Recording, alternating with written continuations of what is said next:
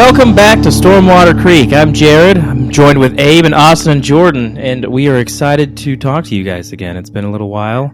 We've had a lot of exciting adventures that we want to share with y'all, and we want to have a fun conversation, a fun dialogue about a very successful film and book, and, get each other's thoughts and feelings about it.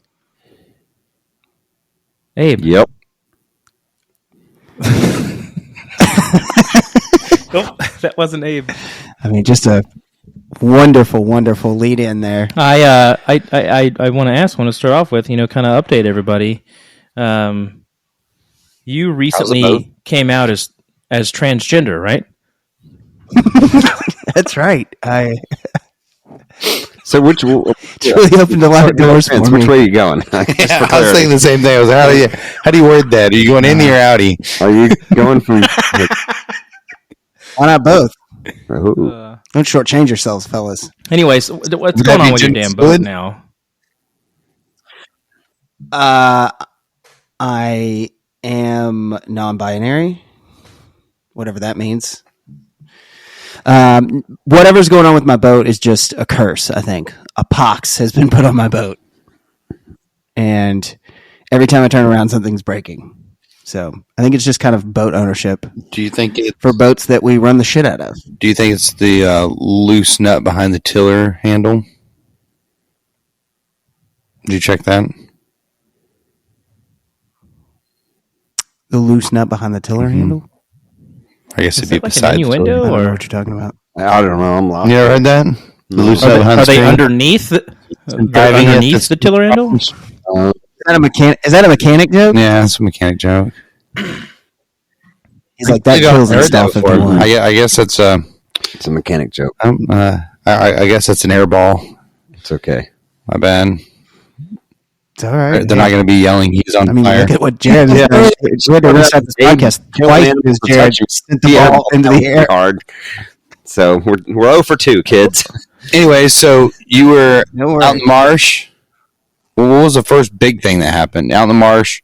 Well, the first thing that happened was we were running back down the river and heard some slapping sounds and thought it was just maybe a bushing going out in the.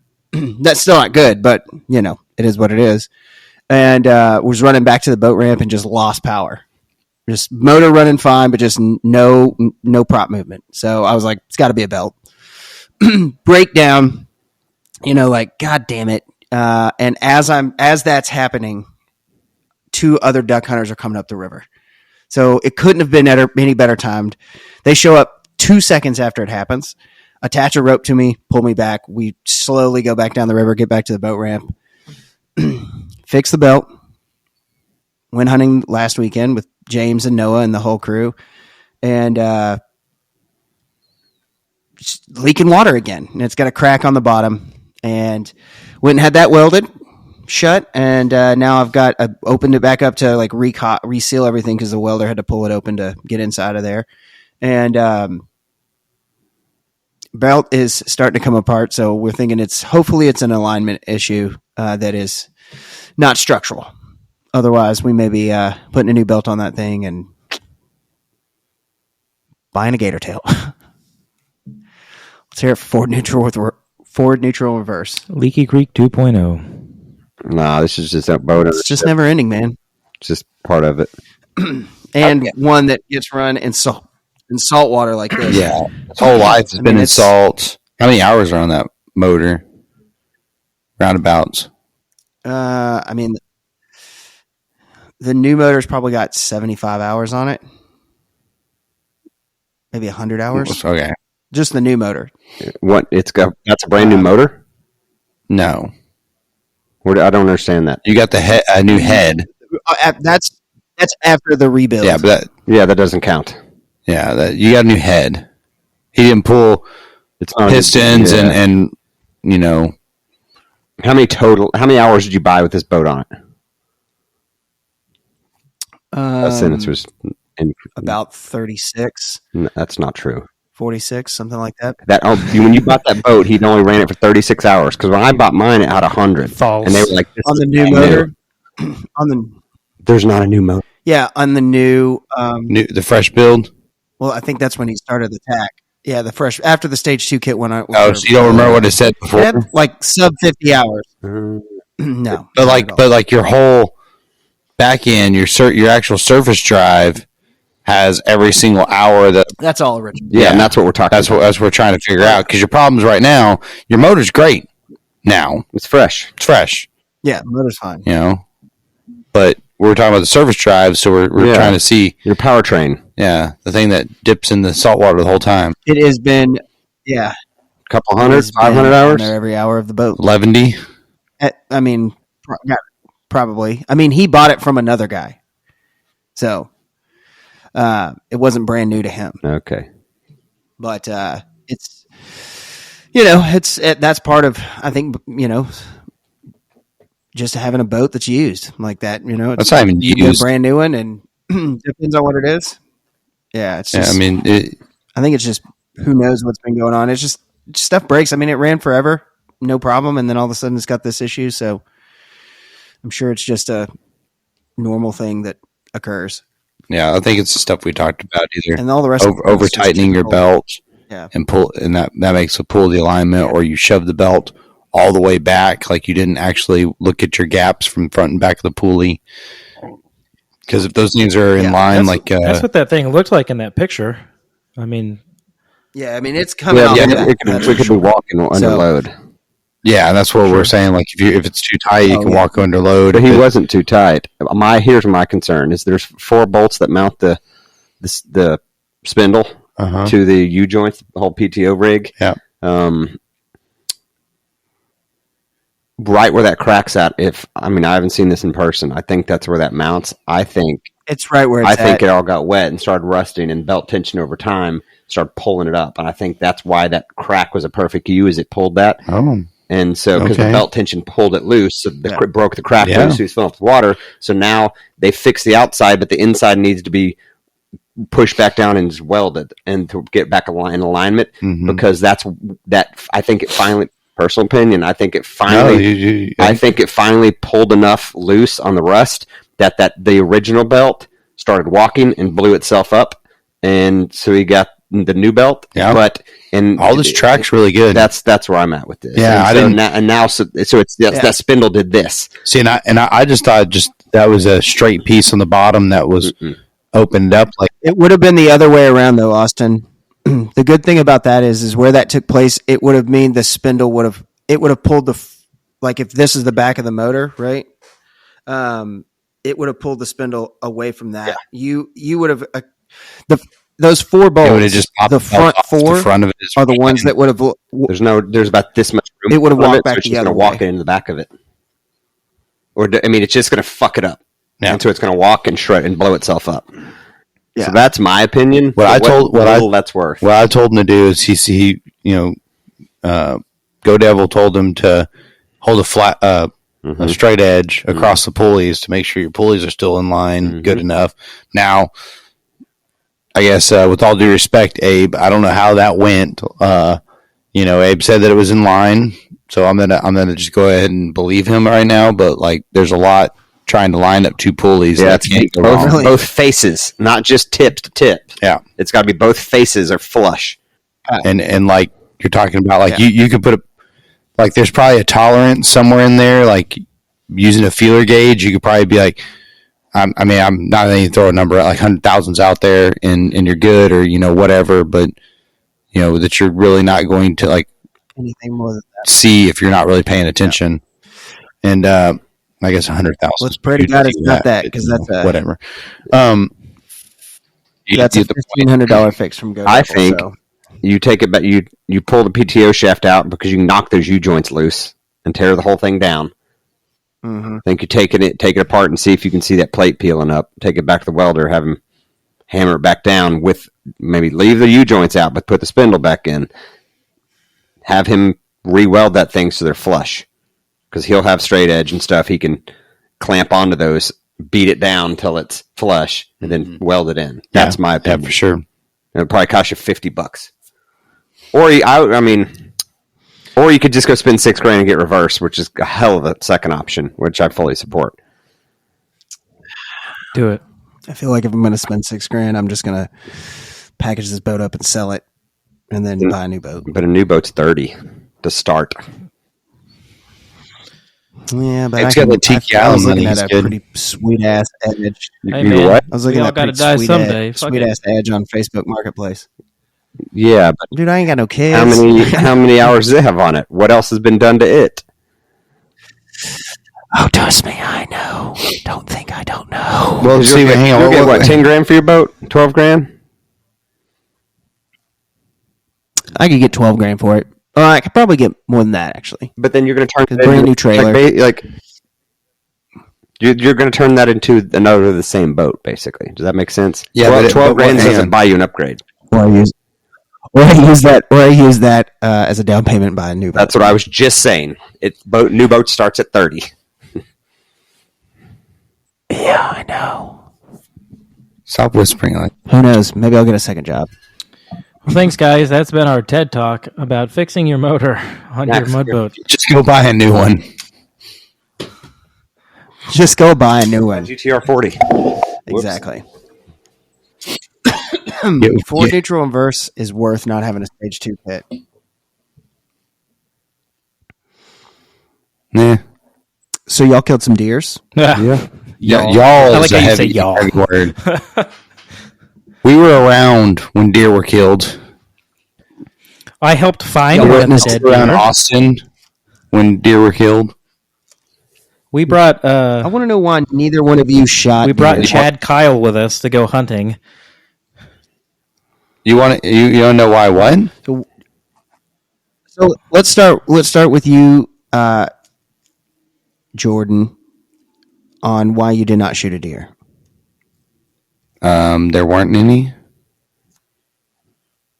It seems to be a target. Seems to have been a target-rich I environment. had 2 days without shooting a deer.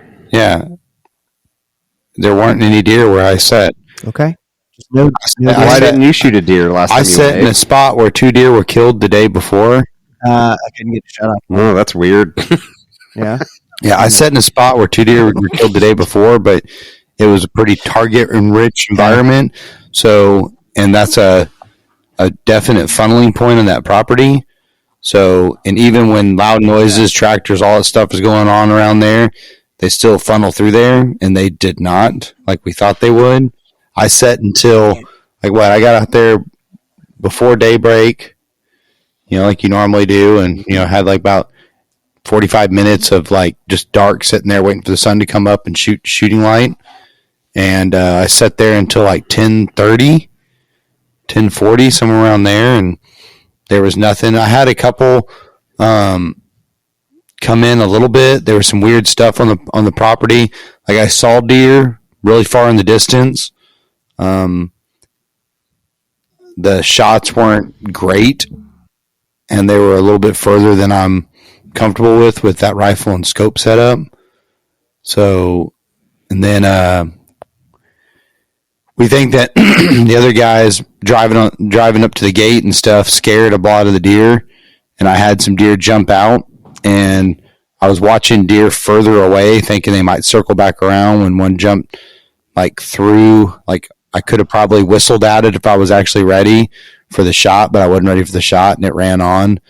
And but yeah, I mean, like there was deer there, like you said, but I mean, like no shot opportunity really. And then we decided that we would probably go on. And then, I mean, I guess Jared, you can tell your morning, that same morning. This is Saturday morning. Yep.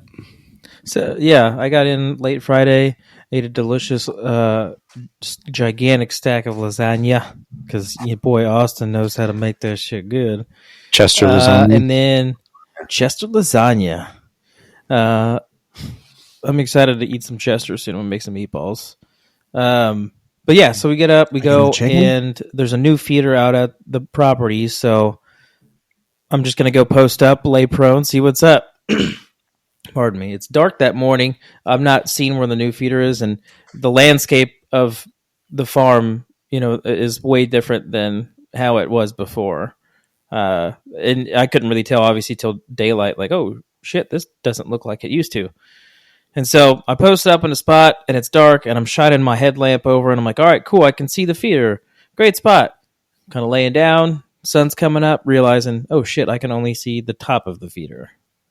So I was like, you know what? I don't want to get up and move. I don't know if there's any deer over there right now. I've got the shooting lane over here. Let me just see if they come in. The 3 came in. They winded me or something, or they saw me, even though I was laying full prone, kind of behind a log, as flat as I could. And those 3 busted, so I moved to a different spot. You know, I was a little more covered by, just a pile of fallen trees, so I had a good spot to rest my rifle. Austin, thankfully, started to try to move some deer to me. 6 does run in, and they, hey deer, nothing. They're trying to get the hell out of town, and I'm not going to take a moving shot. I'm just not comfortable doing it. So they moved on. I waited for a bit. Behind me, there's kind of like a little open spot in the trees, in the brush, and I see the deer over there. I'm like, all right, cool. I'm going to hang out. I'm gonna wait. They're gonna come back, and then out of nowhere, I just hear. Shh. So I knew immediately Austin had shot something. So I text him, did you get it? And yeah. So I came over to help him look for it, and boy, that shot, Austin, was great. It was a really good shot. I was helping him find it, and we were finding.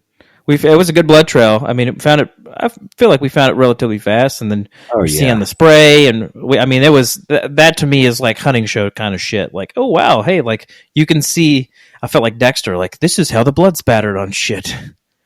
I mean, same with one. Yeah, that was. It just did a weird pattern. Yeah, that was a weird.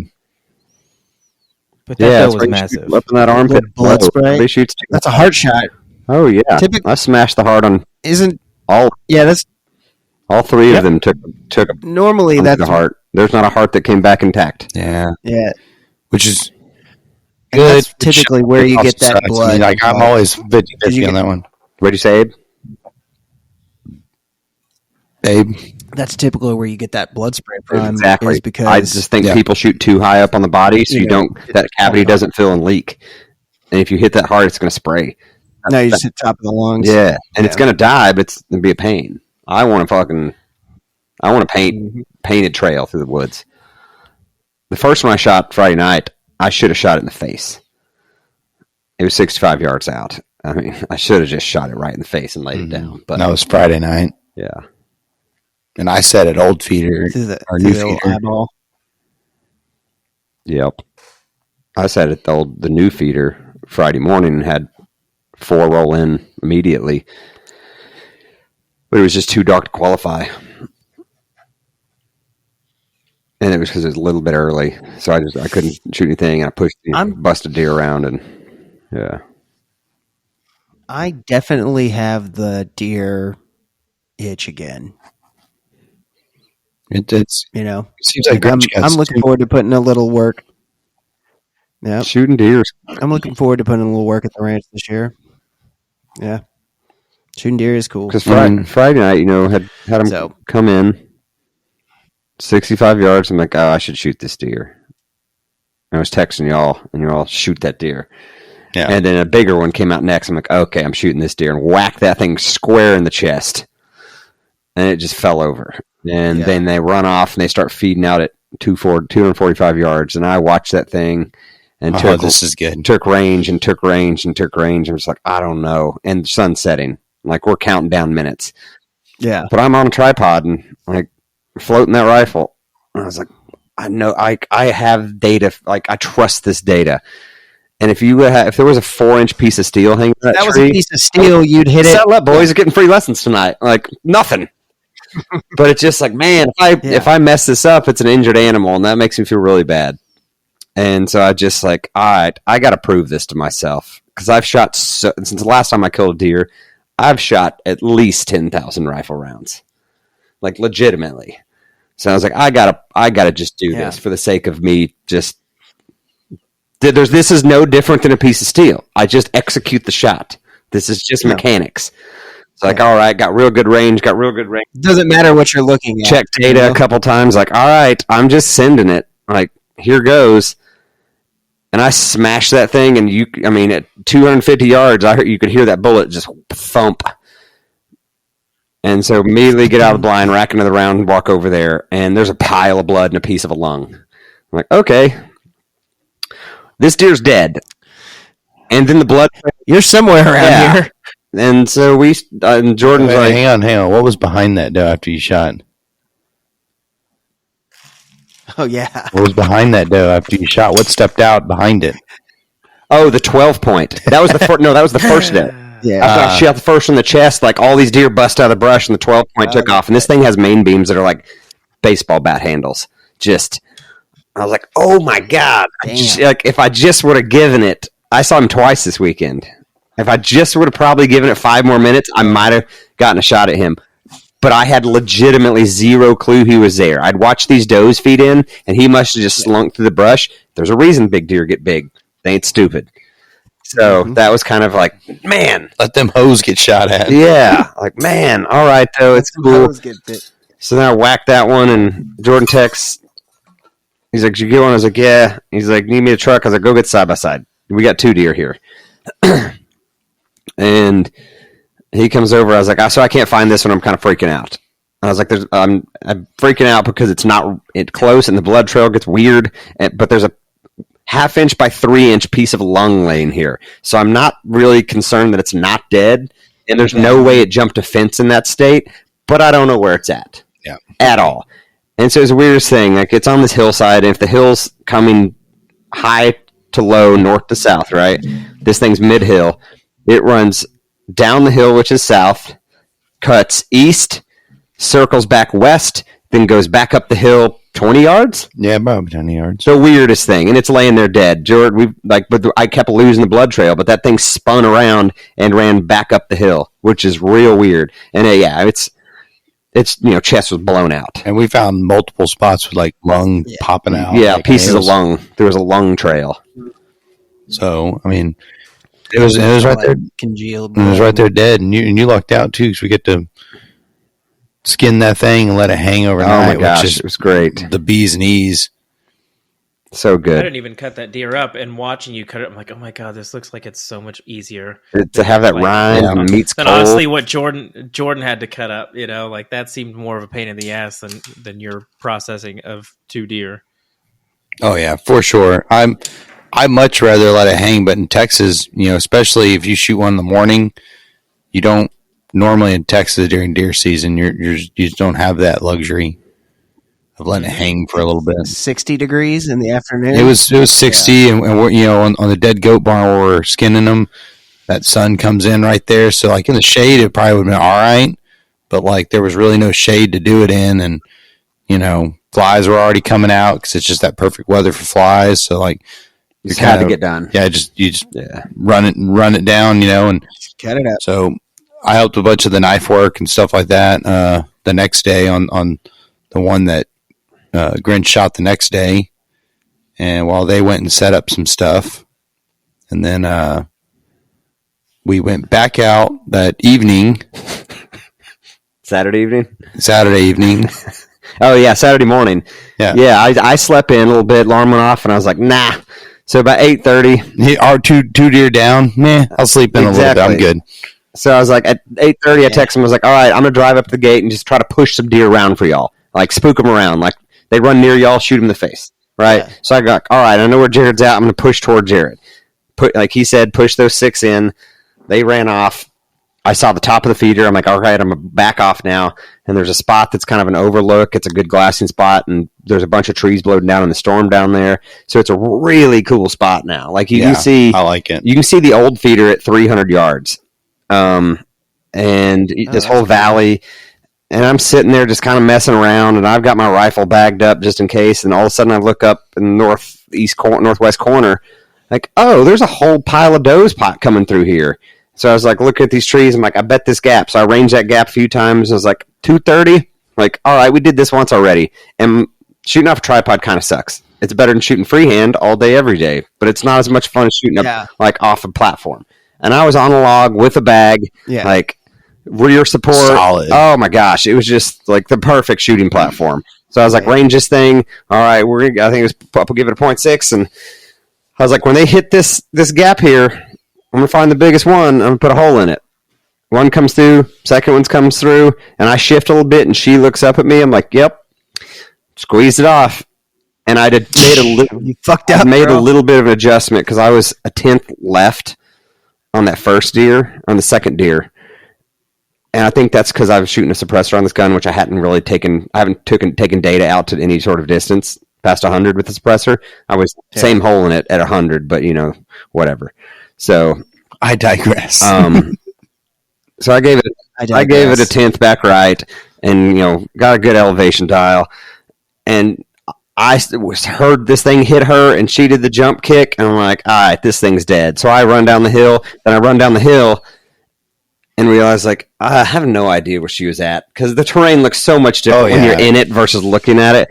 So that's when Jared starts walking over, and I left my gun and jacket laying right here just so I could have a visual from the hill. So I walk back up the hill to the log I was shooting off of, get on Onyx, find the 225-yard line, drop a pin, and walk down the hill, and I was off by about 50 yards, and Jared met me there as soon as we were like, oh, there's the pile of blood, and just followed a paint can. A paint can had been drugged through the brush. Yeah. So, blew that heart straight out. I mean, it was perfect shot, which really, like, all right, 2 in a row, I feel pretty good about that. So Saturday morning, that was Saturday morning, Saturday morning, you cut it up like you said. We went back out Saturday night. And then me and Grinch saddled up in the same blind, mega blind, in the mega blind, double bull, right there where the 2 dropped, and the wind was kicking up bad. I mean, it was 20 miles an hour. It was some good wind, and so we're basically like, let's just sit together. Yeah, we'll just chill. And then all of a sudden, I look over, and this pumpkin walked out, and it was sitting there in the middle of this field. And I'm like, dude, that pumpkin's like broadside. I was like, give me a range on it. And so I grabbed and I ranged, and I was like, dude, you have this, dude. Don't worry, you can't wound it. Just shoot that fucking pumpkin. You got it. And it was 119 yards. Like, smashed it. Because it was so windy. We're like, if there's deer here, they're not going to hear it. Yeah. But it was so windy. Like, nothing's moving yet. This is like at 5 p.m., And then the wind starts dying. Yeah. So, we sit there. Wind starts dying. We're watching a bunch of stuff on the other property. Yeah, they were. And I swear, Saturday, everything we saw in that spot moved odd. Like, everything was kind of spooky and jumping around and running weird and just like running the fence line back and forth. Like, they'd get nervous, they'd spook each other, they'd run away from each other all of a sudden and then realize they got spooked by themselves and come back to the same spot, and just like all this weird stuff. They're acting like crackheads, like for real, like crackheads who are afraid they're going to get caught by the cops. Wind makes them real cagey because they can't hear and they can't mess up their smell because the wind's just blowing everything around. Yeah, and that's what happened to me. And with thermals and stuff, everything's spiraling, so they might have smelled us. There's another guy on the other property where they're running. He was hunting over there that day too, so they could have been smelling him. Like, weird noises in the distance being carried by the wind. They saw a pumpkin get his brains blown out. I mean, I don't know, so. That sends a clear message. I mean, if I saw a pumpkin out of nowhere just explode, like take a shot to the dome, I'd probably get the fuck out of there. I'm not fucking around. Because then, where'd that shot come from? Is there a fucking sniper somewhere? I'm not going to find out. So, yes.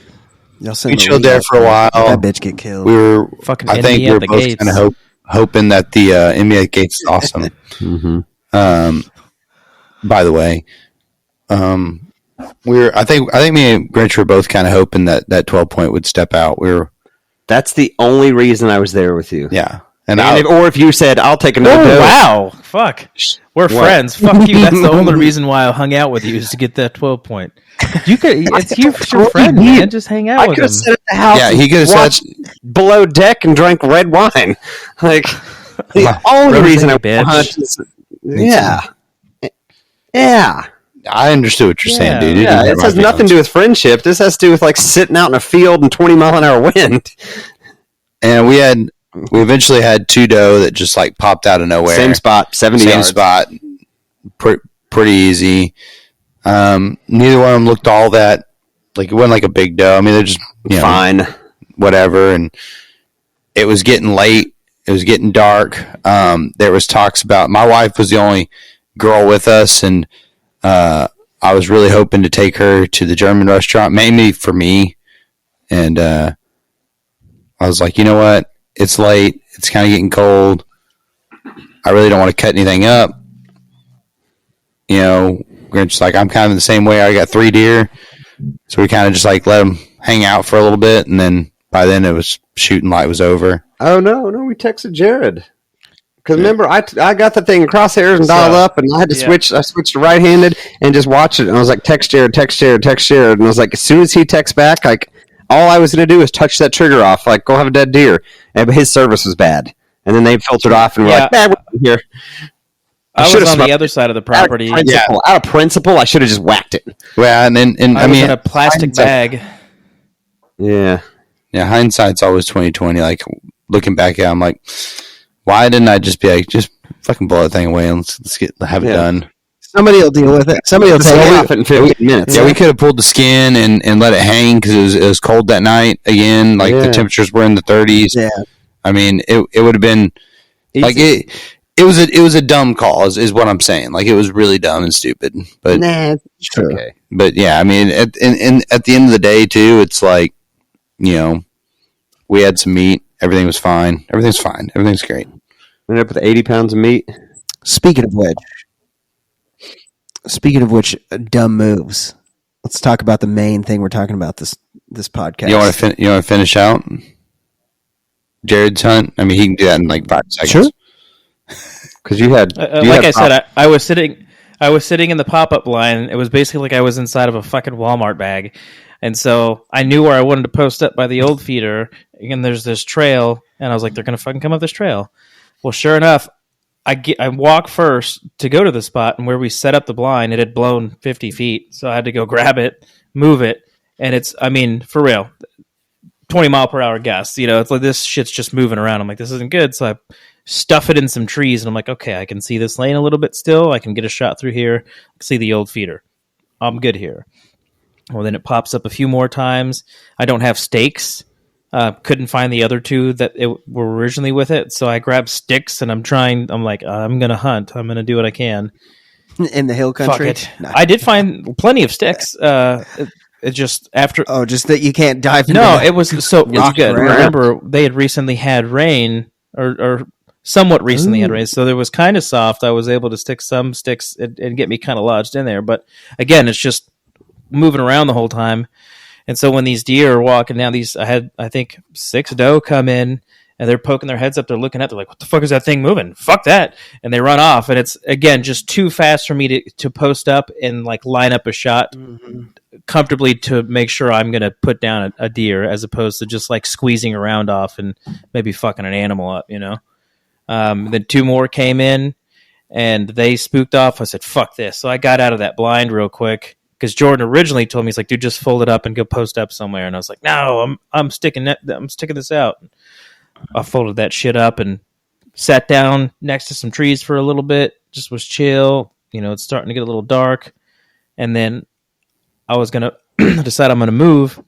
It's like, you know what? I'm going to walk over by the new feeder because that's the direction they're going. And didn't see shit over there. That's when I lost signal. That's when they see does. They text me. Then after I'm walking back finally to the gator, I'm texting. I'm like, yeah, shoot them motherfuckers. And they're like, yeah, they moved on already. What the fuck? We were in the truck by then. Sorry about your luck. Yeah, because they were. Because I started to drive back, and then I see them pulling the truck up to the gate. I'm like, oh, okay, we're all done.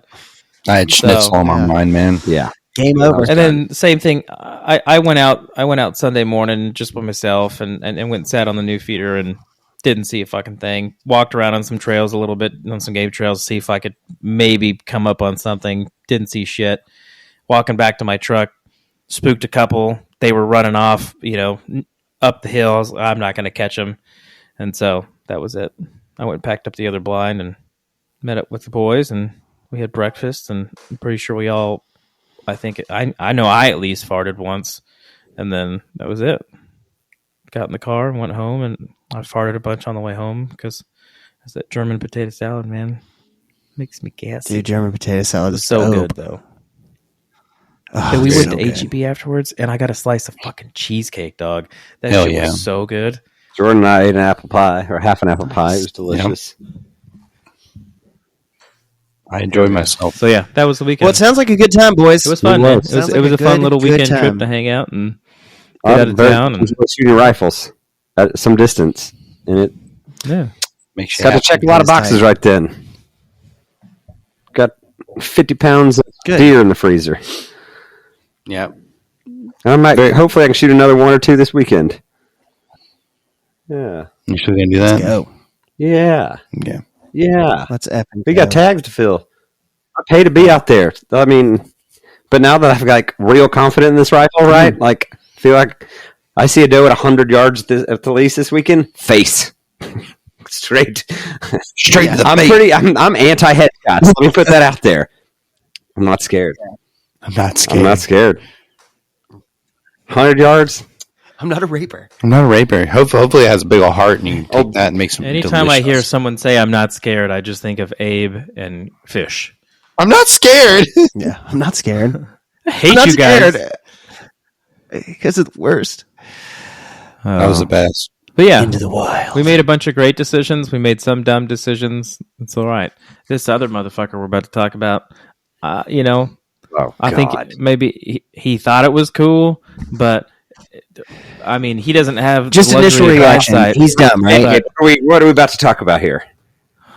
I'm segueing into it, and you're trying to pause. Okay, my- no Let's talk one about did Into the once. I'm done.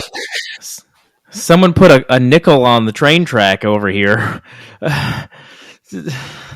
I think the internet freaked out for a second there for us. So What? Okay, so My continue. internet What are we going to freaked talk about? Oh, your video cut out, so I thought Cut Abe what? quit. I was like, why is he quitting? What happened? Anyways, so yeah, I'm sure most of our listeners have heard of and or watched or read Into the Wild. Face value, entertaining film. I think it's a fun film. totally. I'm trying to think of it. You can glamorize or you can romanticize anything with a narrative and how you write something and how you show it. Exactly. I think the movie is a good movie, but I think in a sense it's kind of it could be dangerous, if you will. It's inspiring maybe people who are maybe a little more Well, you wanna know impressionable some facts about that, right? to go Yeah. do some dumb shit. And it has Zach Well, Galifianakis in I it. believe six people have died in the river where the bus is. Did we talk about Will and they finally had to move No I one said is- Into the Wild. into the wild. said what we're I talking said we're talking about Into the. We're Yes, talking about Into the yeah, Wild. we have. What is Into the Wild? Jared did. What is Into the It's Wild? a book and a movie. Yeah. About Okay. who? It's a movie. It's a book by John Krakauer, and it was adapted into a film by Sean Penn, and it's about a man named Christopher McCandless, who had There a we go. pretty well upbringing, You and mean he Alexander graduated from Supertramp? a university in Georgia, and right after he graduated, he decides to take his savings, all of his life savings, donate it to charity. He drives out west, abandons his car, changes his name, he burns all of his identification pretty much, and he hoofs it. He hoofs it. Huffs. He He hitchhikes from California to South Dakota, I believe. Yeah, Yeah. and then Kayaks to inevitably, I mean, yes, he kayaks to Mexico. He is able to get back. Through the Grand Canyon. Yes. through the Grand Canyon all the way down to Mexico. Crosses into Mexico. Loses all And its then stuff. in illegally Mexico. crosses back to the United States. And then he comes back in, and they let him back in. He's Yeah. obviously a citizen, and then he goes. Where do you go from there? He into California. He stays in California for a little while, Mhm. and then he starts making his way back to South Dakota again.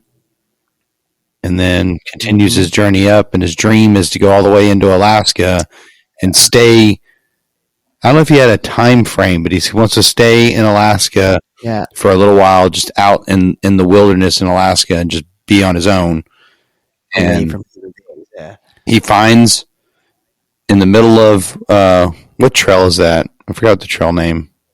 I don't have anything written down. Yeah, I forget too. Anyways, there's a trail that's near where he was at, but he kind of goes off the trail.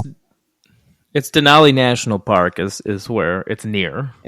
Yeah, and he finds an old bus that was abandoned by a timber company that was out there. It was a like it was a 30s International, I think. Something like that. It's the Stampede Trail. And the name of the trail is the Stampede. There you go. It was the 40s that they left that bus out there. They were doing some mining. Yeah, it was. They were doing some mining post World War II up there, and just abandoned the bus because it just got, that was like a halfway point for those places. So they just kind of used the bus as a depot. Yeah, and it was set up like it had a basically a homemade potbelly stove, which was a 50-gallon drum. It looked like, at least in the movie, with a smokestack sticking out of the roof of the bus, and I'm sure that thing kept that bus real nice and warm.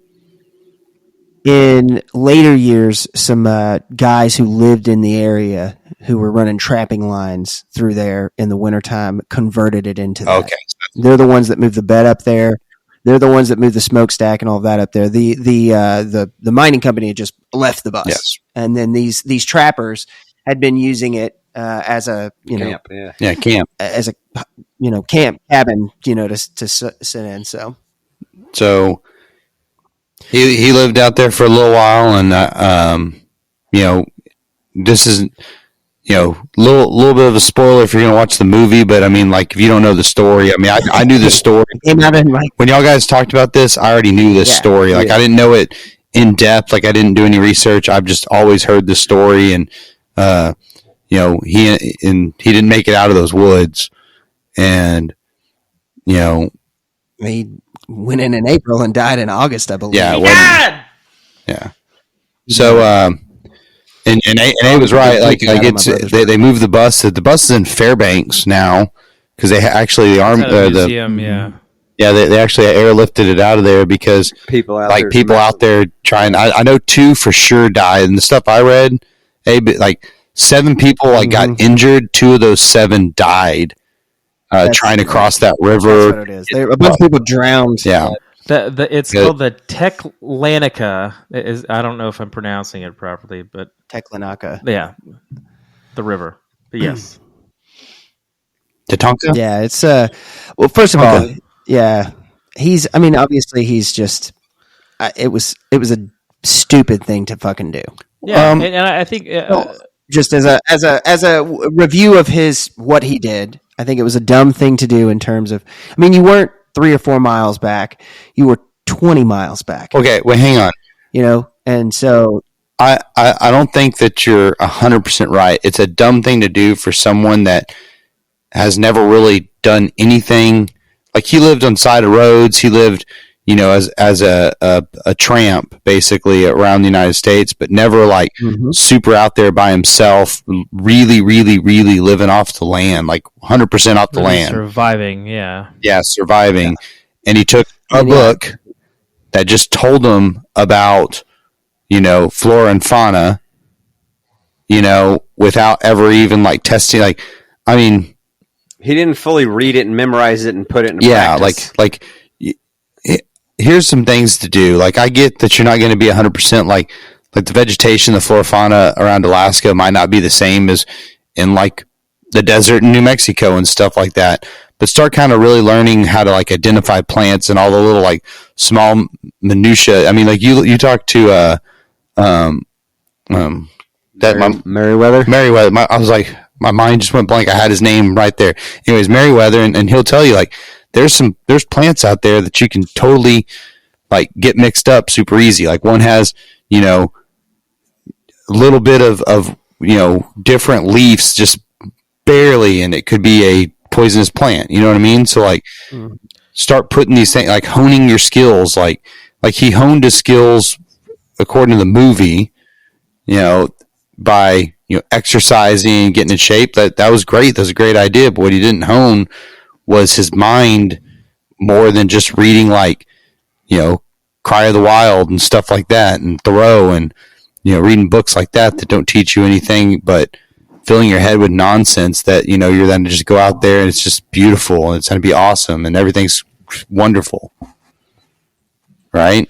That's what I'm saying. I think the story and what he did and what I think the movie does for continued people is you know, the idea of being in nature and being completely cut off and, you know, just being with yourself and providing for yourself, they romanticize it, you know, and I think he romanticized it in a way that obviously proved to be deadly. I mean, he died because I think that's the biggest takeaway from this, you know, would I want to go? You know, I don't personally want to go, but if that were something I would want to do, you know, I think any of us would be like, cool, I'm going to fucking really prepare for this. Like any of your backcountry hunts that you guys have done, like you guys are really preparing for that. Abe, when you and James go to do elk hunting in Colorado, like you guys are preparing for it. Not like, well, I'm just going to go out there and I got this book and I'm going to figure it the fuck out. Like, yeah, he knew nothing. Well, he had an anthropology degree and felt like he should just go live in the wild. Like, bro, you're an idiot. And his mindset to me, I told Grinch, I was like, it really reminds me of like punk rock bands that really hardcore talk about like not selling out, and they try so hard to not sell out that they basically are just as bad as what they're trying to not do. You know what I mean? Like it's just kind of like, like you just get smug and like arrogant and you're just trying too hard to be as far that way as you possibly can that you start harming yourself, you know, like you know, there's no real reason. Like you look at all the great explorers, all the great, trappers and the wilderness, you know, it was all for monetary gain. Well, and not just monetary gain, and you're right about that. What I'm saying is they all had places where there was like, all right, we're going to go out here, but we're going to go this way, and then you're going to hit this little trade post where we can get basic supplies. You know what I mean? Like, they could live off the land, but they also knew, like, if you wanted to live out there, you got to hit town. Yeah, you hit town every now and then. In Alaska, where he's at, he could have been out there for a little bit, you know, known his way around, planned a little bit better. Because I think on the opposite end of that spectrum with him, then you've got Dick Prenicky, who we've talked about before. Yeah. And like, that motherfucker was prepared and like did some badass shit and made himself a shelter so he could survive.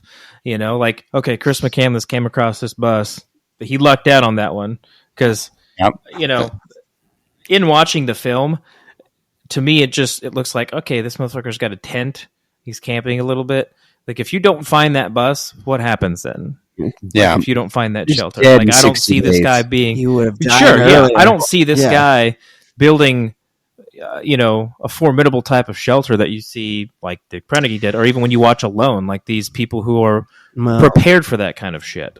Well, and there is even though Zach Galifianakis gave him all the pointers that he possibly could about his stint of like hunting and wilderness stuff, he told him what not to do, and he was like, you know, if it's warm, keep the flies away from it, all that stuff. But what he didn't do is like he went and he stumbled across something to killed it really fast, didn't have any plan. Like if you're gonna, like your bus doesn't save, your shelter doesn't save any of that kind of stuff. Like he had no way to like put a big animal somewhere to preserve it. You know, like I'm not saying preserve it like in a refrigerator or anything like that, but like something to do. You know, like in those days you still have like. Well, he tried to smoke it, and he left all the meat real thick. Yeah, and that was what the problem was. Oh, exactly. He did try to preserve it, but he did not know how to properly. That's what I'm saying. Like he didn't have any plan of like any way of preserving it. Like you didn't know what he was doing. And I get trial and error and stuff, but like you literally was like, okay, I killed this thing. Now I got to rush and try to do this. So you're making a plan on the fly. Like that should have been plan number one. If I do this, here's what's going to happen. I'm going to have to do this, in this order. I should make some shelter ready to do what I need to do, not build the smoker while I'm trying to keep the flies off everything. He should have been. It reminds me of like in that river. Yeah. The first time I shot a 100%. deer and Austin was with me. Had I not had you with me, Austin, or even the first pig I shot, I remember I think you guys were both with me, Abe and Austin. Farm. No fucking clue what I'm doing. I had no idea what I'm doing, and I wouldn't even have known where to try to begin. All right, cool. Well, Sure. all right. None of us Like so thankfully I had you guys there, but that'd be a scenario. Had I gone out on my own, again, preparation, I didn't look up shit. Before we went deer hunting, the first trip to Harper, I made sure, let me read up on this and make sure I know how I'm going to make sure I put this animal fucking down correctly, because I'd never deer hunted before. So I'm just thinking it's like the pig hunts we go on, I'm going to shoot this motherfucker in the face. Oh no, that's not how this, you can, but I'm not doing that shit, Pigs, absolutely always in the face. Yes, fucking pigs. Fucking in the face. Yeah, man. And so I did go down the rabbit trail with this a little bit, and I watched another movie about this called The Call of the Wild, and it's a documentary about a guy who's the same age as Chris McCandless, who he kind of has a little bit of he has a hero thing about him, and he does a whole documentary recreating it, and it's that motherfucker starved to death. He didn't I would, if I was out there and I got hurt and I died from my injuries, that would suck. But I can't imagine what starving to death must feel like. Because it's so slow. That would have sucked. He did not poison himself. He did not get poisoned. So I did a little reading. And that's a huge misconnection. It could be twofold, though. In the movie, it shows him actually eating wild sweet potato seeds because he thought they were wild potato seeds, which are safe. Wild sweet potato aren't because they have high levels of oxalic acid. Oxalic acid basically makes you unable to absorb nutrients. So they think there's some theories that he ate those and that's what got him sick and that's what made him starve, because even if he continued to eat the poisoning from the oxalic acid made him unable to absorb nutrients. So it was twofold. He did starve, but he starved because he got so weak from that and his body couldn't process nutrients. It's just something I read. I'm going to get out. I wanted to get out real quick because you're talking about this right now is, inevitably hunters came across this bus while they're out hunting and they smell this fucking odor and they find something in a sleeping bag. Cops come out. Oh, hey, this is a decomposing body. So they could never pinpoint exactly when he died or what the cause of death was, but it is widely accepted and assumed that it was starvation. Yep. Because I can't remember his exact weight that they found, or they estimate his weight, but I think it was under 100 pounds when they found this guy, or 90 what was pounds left of is him. what they estimated. So, so the thing is that John Krakauer got the University of, so the guy who wrote the book originally took the seeds, what he had, the food contents that were still in his house, to the University UAF, and they tested those items for those specific toxicity items that you were talking about. See, I'm going to play devil's advocate, though. They were not unable to. Oxalic acid is present in like spinach. It's very common. Its effects have a ton to do with general health and body weight. So if he ate those already compromised, they tested some specific. Yeah, like this was like a specific. It may not have shown up as like, it's got nothing. It's not like quote poisonous, but you could eat enough spinach to kill you, but spinach isn't poisonous. You know what I'm saying? Like if he ate a bunch of these already in compromised state, it could have had more drastic effects. Mind you, I'm just I'm just playing devil's advocate for the sake of conversation. And for and I think that's one of the thing about this movie that's like that.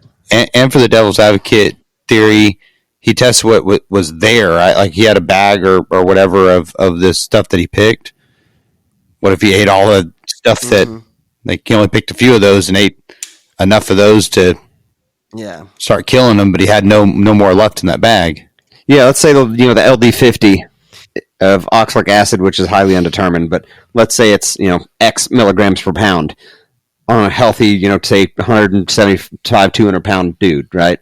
This dude's 120 pounds already because he doesn't know how to handle himself in the wild. Then he accidentally eat these. It's going to wreak havoc more so than like one of us eating it and just feeling like shit and going to the doctor and getting some meds and being okay. Yeah. Whereas it wrecked him to the point of he couldn't probably absorb nutrients as well, and he was highly nutrient shortage. So yeah, he starved to death, but for multiple reasons. Yeah. So why didn't he just get out of there? Too weak. Why didn't he leave? Too weak, dude. But he did try to leave. The river in July, he tried to leave. Snow melt. Mm-hmm. Correct. But he could have walked south out. Now it would have been obviously a long way, but he could have walked out of the south and because he didn't take a map gotten out of that way, gotten back to the highway. He did have a map with him. Did he? Yeah, he had a map with him. Yeah, I saw. And there's some rumor that in this documentary I saw there were some things that he had. So there were a couple people who had cabins like about 5-6 miles away from where he was at, and they had what was reported as bear break-ins, and they had the bear biologist for the Forest Service come out, and they were like, man, there's like a lot of things that, it could have been a bear. They were like, I think a bear got in here, but I think somebody broke into your cabin, which allowed the bear to get in. Yeah. Because he's like one of the things that was done is the stove on their cabin, like the stove pipe was purposely removed and then the stove drug outside. Well, a bear is not going to be, and there's no way to that had to be disassembled. So they're like, no way a bear disassembled this. This was a human being. One of the another cabins was he couldn't get inside of it, but it was pickaxing right through the top, trying to get into it.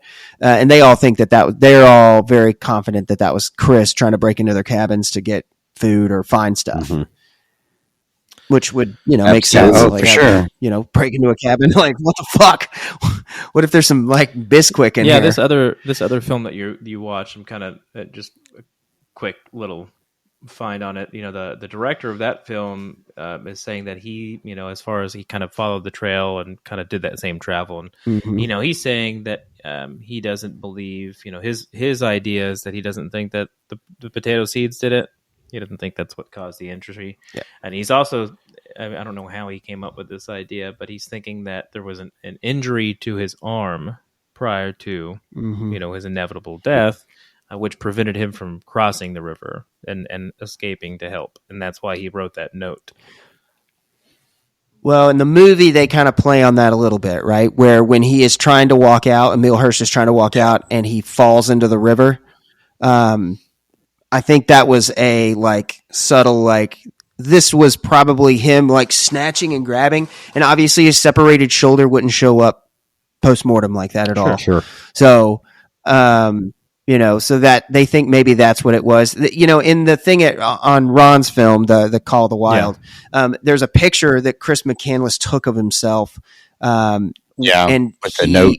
It looks like if you look at his left arm, there's a Zapruder thing that is there's no arm in there, or his arm is at a weird angle, which causes the sleeve to do that. So there's a lot of that kind of stuff that's, that seems like it would make sense to me because he wanted to leave. This guy that he broke into his cabin went up there and got his backpack and found a wallet with identification in it, and $300 cash. So he was clearly not I'm coming out here to die. Yeah. He was all purposes of planning of returning to civilization. Very, very, very naive, but yes, I think completely the intention was I want to get off the grid. I want to be one with nature. I want to survive on my own. I can do this. And then, I'm sure at some point you have to hit it, oh, fuck. I fucked up. Yeah. I'm in over my head. Yeah. What do I do? What can I do right now? And that's where that note, you can almost, it's a desperate note, what is how long is the note? Are you talking about the one that says I loved my life, I lived a great life? No, that was after this. That was his kind of that was his. That's the last thing he kind of wrote was right around that. What Jared's talking about is a note because when he was still able to get out and about, but was very weak, he left a note on the bus that was just a plea for help. Jared, if you want to tell him what it is, but that's what Jared's talking about. Hold on, I'm trying to. I don't want to like read it. Yeah. So attention, possible visitors. SOS. I need your help. I am injured, near death, and too weak to hike out. The injured part there. I mean, okay, maybe this guy's arm is very key. Yeah. I am all alone. This is no joke. In the name of God, please remain to save me. I am out collecting berries close by and shall return this evening. Thank you, Chris McCandless. And so, yeah, I mean, he was using his real name. That right there, in the name of God, please remain to save me. Like that. I mean, yeah. You can't really read that like in the name of God. You know, like that's desperation. And use his real name. Clearly, that's. Yeah, motherfucker's injured yeah. in some sense. If he's too weak to hike out, but he's at least trying to go forage for food. Like, I mean, that you're kind of at your wits' end there. And I believe it was maybe dated, or at least it said August, and maybe he didn't know. Yeah, he died August 18th. He journaled every day, and so that's why they can pretty much pinpoint the day he died, because he kept very detailed, like daily notes. Yeah, that's and then the 18th, he died. That's what this note is. Note. Is you can? I'm looking at a photograph of it right now, or a scan of it, if you will, and 100%, it is he doesn't know what day it is. I'm like, what am I trying to say? Yeah. I don't know what I'm trying to say. You can tell he just doesn't know what day it is, and so he thinks it's August, which, I mean, I guess he's at least right about that, because that's when he died, is in August, or at least they assume that's when he died, in August. I was trying to show you guys. It's kind of small, but yeah, it's a handwritten note, clearly on some kind of piece of paper. But real big SOS on there, and then right underneath it, I need your help, period. You know, like, okay, this guy's in some shit, and then underlining his name, Chris McCandless, like, all right, cool, like, maybe you mentioned that, and then his family's been looking for him, and then, you know, he gets that help that he is looking for, I guess. Yeah. And, yeah, I guess to kind of start reeling this in is, I really think, like, the idea of it, like, just the general idea of it is awesome. Like, I think, like, agreed. You know, I know a lot of guys that, you know, want to trek the Ozark Trail completely, you know, and they want to go live off grid. Not, you know, living off grid sounds cool to me, you know, all this stuff. But, you know, the execution was not done very well by him. And it's tragic, I think, that, you know, what happened to him. It is. It's very sad, for sure, you know, I mean, but I mean, I think as a person that has a free spirit, I think it's great too, like you said. But all in all, like, what? Yeah, Abe and I talked about it, and Jordan and I kind of talked about it. What are you doing here? We've all spent some time in the outdoors, like off grid a little bit with backpacks and doing stuff, and so I have an idea how to go find animals and kill them, and how I'm very comfortable butchering them, and I understand meat storage. Mm-hmm. And I don't think I could pull it off whatsoever. Fuck no. We've all seen Alone. Yeah, exactly. It's a game of calories. That's all it is. I ate the guy. No. There's just not enough way to... It's a fun week. I'll preface with this. You go, then I got out of a necessity. Fuck, you got to do what you got to do to survive. But like, just a free will, like, I need to go do this. No, fuck that, man. I like heating. I like HVAC. You know what I'm saying? I like electricity. The internet's real fun. Like, I want to go camp and be outdoors and do that shit, and, you know, kind of decompress from time to time. Absolutely, you know. Go fishing. That shit's fun, man. It's really nice to get that, because I don't think about shit when I do that. It's really nice. It's a good reset. But no, man, I'm not that guy. No. What kind of bothered me about the way it was presented is that here he gets his anthropology degree at this nice college and apparently gets accepted to Harvard Law. And so he's clearly very much of an idealist, right? And I don't say that negatively necessarily. But then to go like burn your IDs and burn your cash and just strike out, but then go get these jobs because you need stuff. Like, you had money. And then all of a sudden, like, your ideas, you're like, oh, I need to get supplies. Like, yeah, you do. So that's what kind of just like, and he was 22, 23 years old. We're all idiots then. So it's just like, oh, I'm going to just do this as a free spirit. But like, bro, you had cash. And you had part of that was not because he was a free spirit. I mean, part of that was shitty home life and all that. Sure. Well, the biggest thing that came out was that he and his sister were born out of wedlock. Yeah. And he grew up in a very religious home. And that is what really his sister is what set him. He was just like, I don't want to be a part of this because I was just lied to.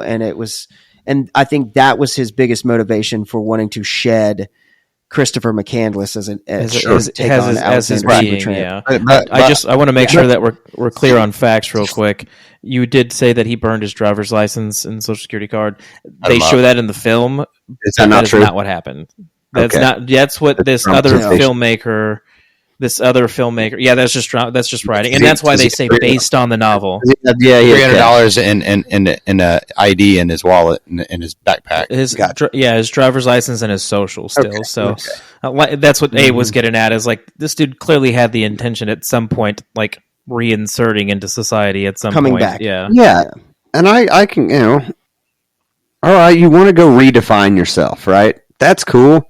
All that cash, that whatever number it was, the movie says it's $24,000 that you gave to charity. Why didn't you just take that and disappear to the other side of the country? $24,000.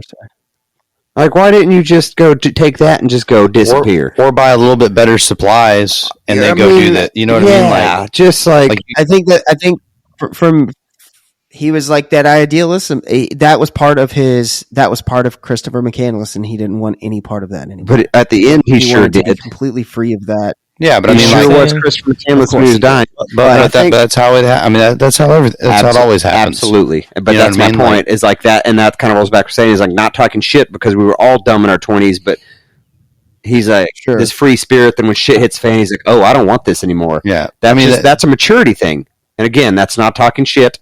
It's just a fact. Exactly. It's just a fact. That's why torture's a thing. You know what I mean? Sure. Everybody keeps their lips still until a point.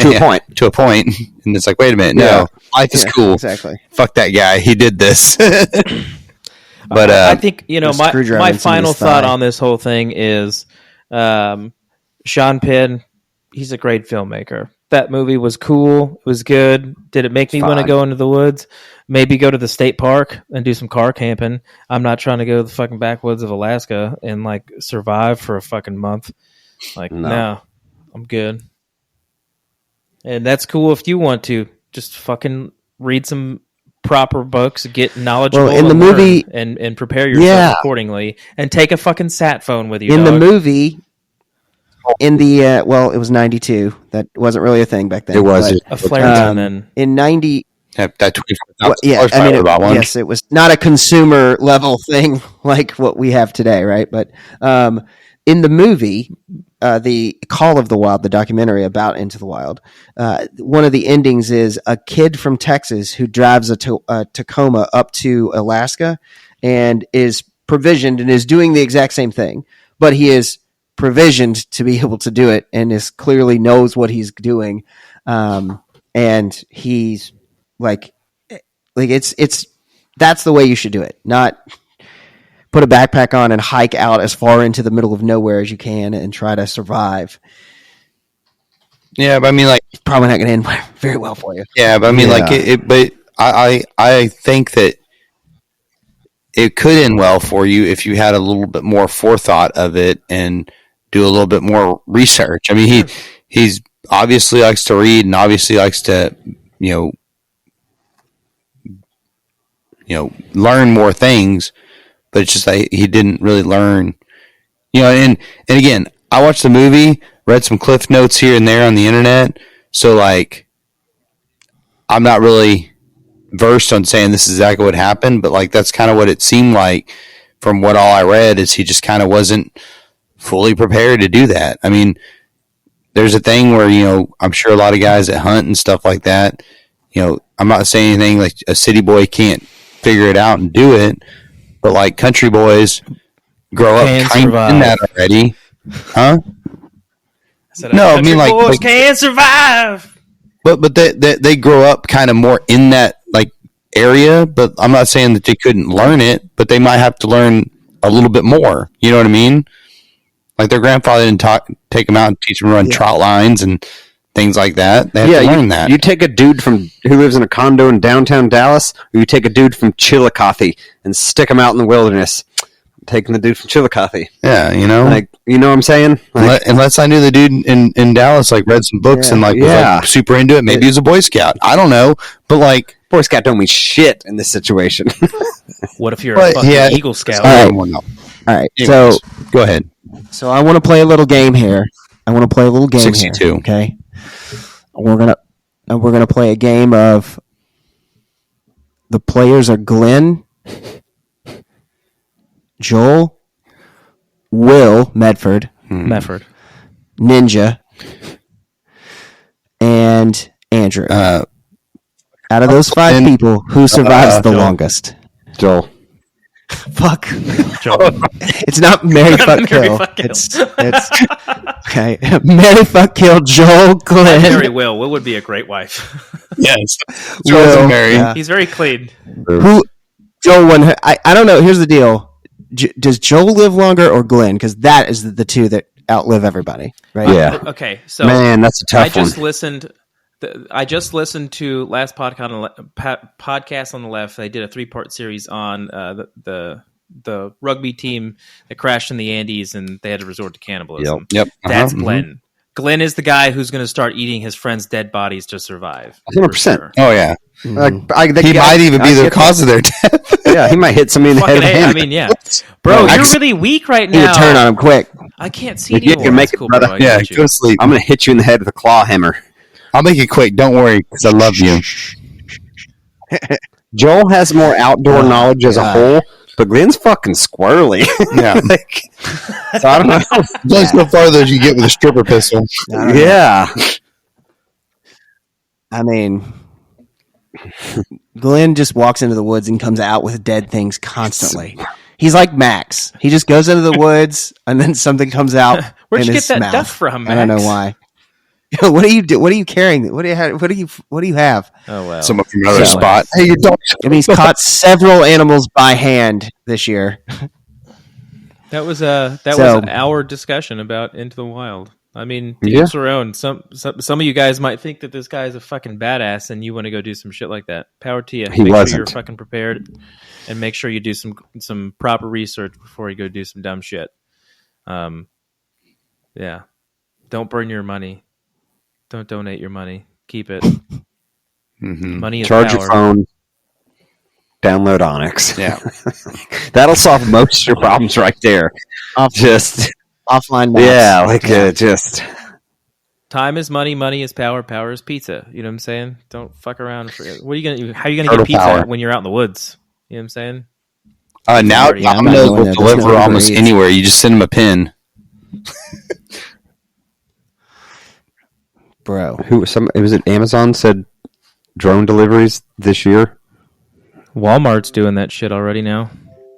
Like by the end of this year. Boy. Yeah. I just remember Parks and Recreation. Going to be some shooting of drones out of the air over at the old Brown residence. Bruh. I thought you were going to say, like, you're going to be like, man, I'm here at the lease. I really need this. And I was more thinking about shooting them, but that's a great idea. That's even better. That's the more normal idea, Jordan. I can see that as cheese puffs. I can see that as a commercial for him. You're in a deer stand and someone's like, man, we just ran out of cheese puffs. And you're like, see, this dude gets walk out of the deer stand. It just puts them in your hand. Or in the layout blind in your front yard with the suppressed shotgun, just smoking drones in your neighborhood. Yes.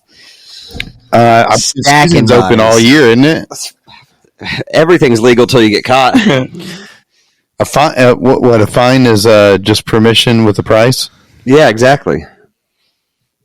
Correct. It's just like a deer lease. Well, you guys make sure and check out our Instagram because you can see how I don't know. You decide. You can see how really smart we are or how really dumb we are. It's a Venn diagram. Mm-hmm. That's fair. It is a Venn It is a Venn diagram. But yeah, check that shit out. I think we got some other cool episodes on the way. We're going to talk about murder soon. And not like murdering animals, like a person. Like we're not going to kill a person. Well, at least I'm not going to. I can't speak for the rest of you guys. But we're going to talk about somebody else who killed somebody else. Yeah. Yeah, speak for yourself. And then we're creeping up on Hagorama season. So I'm pumped about Hagorama, man. Mm-hmm. You know, me and Austin kind of talked about it a little bit. I think it's just going to be us making fart jokes and laughing at dumb shit for a couple days and shooting some guns. We're going to shoot some. So what's different? We maybe need to get some... I mean, fair. You made it sound like something different was going to happen. That's Hagorama TNT. The first time we hung out with Abe fully in Hagorama, he stayed in waiters for an entire weekend, farting in those and God knows what else. I love it. It was awesome. He made all those noises. I thought he was dying in the deer stand with me due to smell and looks. I was dying. Think about like if you spilt a drink inside of a paper bag. Like that's what your waiters. That's probably the condition of your waiters. Is like as if you spilled liquid inside of a paper bag, and it's just the integrity is gone. It's gonna fall apart like the wrong move, and they're just gonna rip wide open. Like just one, and like a floodgate of just filth, just absolute filth is gonna come out. Like think about the bottom of your trash can. If you don't ever clean it, and there's just like liquid down there, and it's like that's what was inside of your waiters probably. That is 100% like one of the most. That is a top 5 most hungover I've ever been in my life. Hands down. Hands down. It was horrible. Anyways, thank you guys for joining us today. We'll talk to you later. Hugh Braley.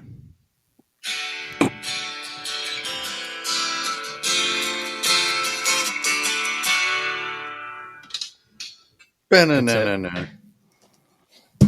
should have played a program song. Stormwater Creek is the best. Grinch, the captain. Abe, the helper. Jordan, the problem solver. I hope you like Stormwater Creek. Stormwater Creek.